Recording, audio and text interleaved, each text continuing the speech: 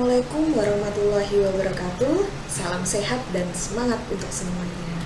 Baiklah, berjumpa lagi dengan saya, Septi, dalam mata kuliah dan praktikum teknologi pangan. Kali ini kita akan membahas mengenai pengawetan segar. Jadi, apakah pengawetan segar itu? Pengawetan sendiri berhubungan dengan umur simpan bahan pangan. Bahan pangan segar yang kita maksud di sini adalah buah dan juga sayur. Nah, buah dan sayur pasti kita konsumsi setiap harinya. Kita pasti tahu sudah rasa dan juga bentuknya. Nah, ternyata bahan pangan segar ini rentan sekali terhadap kerusakan karena bahan pangan setelah dipanen secara fisiologis masih hidup atau mengalami respirasi, dan proses ini berlangsung secara terus-menerus sampai terjadi pembusukan. Nah, upaya untuk memperlambat proses fisiologis agar juga memperlambat proses pembusukan tersebut dilakukanlah pengawetan. Prinsip pengawetan pangan itu ada 4, di mana yang pertama adalah mencegah atau memperlambat laju proses dekomposisi atau autolisis bahan pangan. Yang kedua, memperlambat proses pematangan dan respirasi yang masih terjadi setelah dipanen. Yang ketiga, mencegah kerusakan yang disebabkan oleh faktor lingkungan termasuk serangan hama. Dan yang keempat adalah mencegah atau memperlambat kerusakan mikrobia, di mana di sini ada penggunaan bahan kimia sebagai antimikrobia yang efektif. Contohnya asam-asam organik. Nah, setelah kita sudah mengetahui prinsip pengawetan pangan, maka saatnya sekarang kita mengetahui juga jenis-jenis pengawetan pangan, terutama pada buah dan sayur.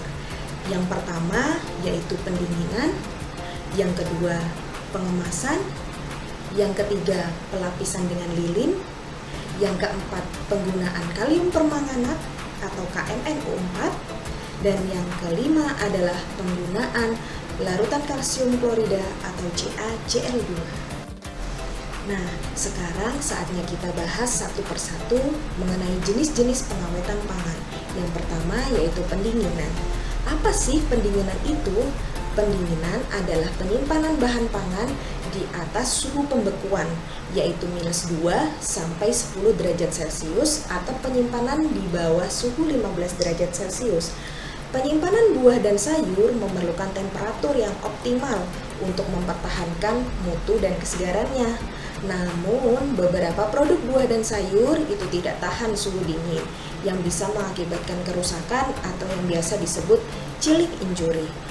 Nah, oleh karena itu, buah dan sayur harus disimpan dalam suhu yang sesuai. Yang kedua adalah pengemasan.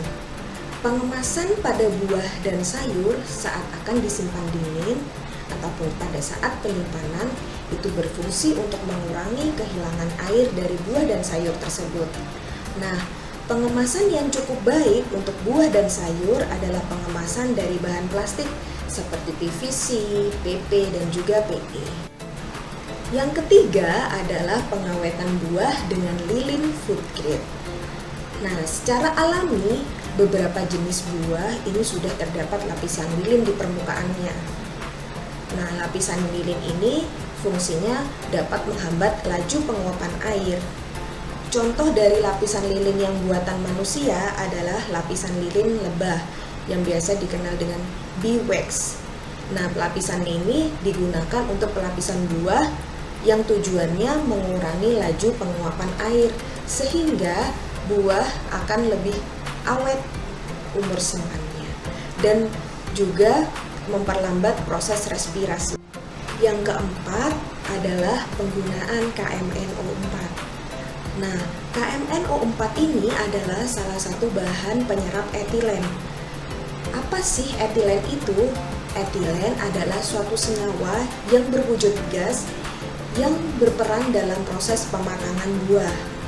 Jadi penggunaan KMNO4 ini mempunyai potensi yang paling besar karena bersifat tidak menguap, sehingga dapat disimpan berdekatan dengan buah tanpa menimbulkan kerusakan yang berakibat pada buah tersebut.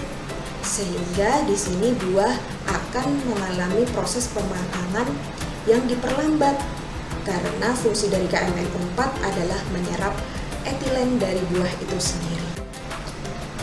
Nah, yang terakhir, yang kelima adalah penggunaan larutan CaCl2 atau kalsium klorida. CaCl2 dapat memperpanjang daya simpan dengan memperlambat pemasakan buah. Pemberian CaCl2 dapat membentuk ikatan silang antara Ca2+ dengan asam pektat dan polisakarida lain, sehingga membatasi aktivitas enzim pelunakan dan juga respirasi. Oleh karena itu, ketika buah dan sayuran ditambahkan dengan larutan CaCl2, maka daya simpannya akan lebih lama karena adanya penghambatan terhadap respirasi dari buah dan sayur tersebut. Baiklah, setelah saya sudah menjelaskan mengenai jenis-jenis pengawetan segar dan apa sih pengawetan segar itu, maka sekarang kita beralih ke praktikum teknologi pangan dengan topik pengawetan segar, supaya kita lebih memahami lagi bagaimana proses dari pengawetan segar pada buah dan sayur. Sebelumnya, saya akan menjelaskan mengenai tujuan pertama, yaitu mengetahui cara pengawetan segar pada produk buah dan juga sayur. Dan yang kedua, yaitu mengetahui perbedaan produk yang dikemas dengan jenis plastik yang berbeda.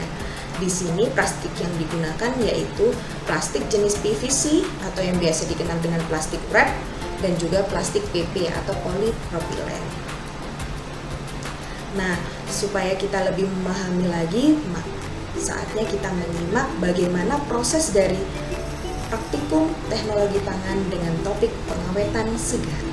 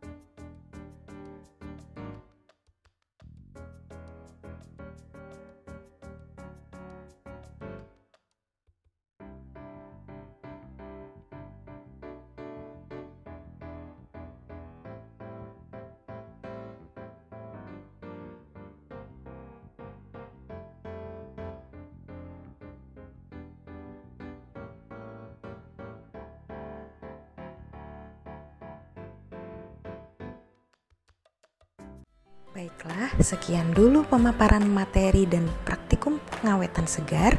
Salam sehat dan semangat untuk semuanya. Wassalamualaikum warahmatullahi wabarakatuh.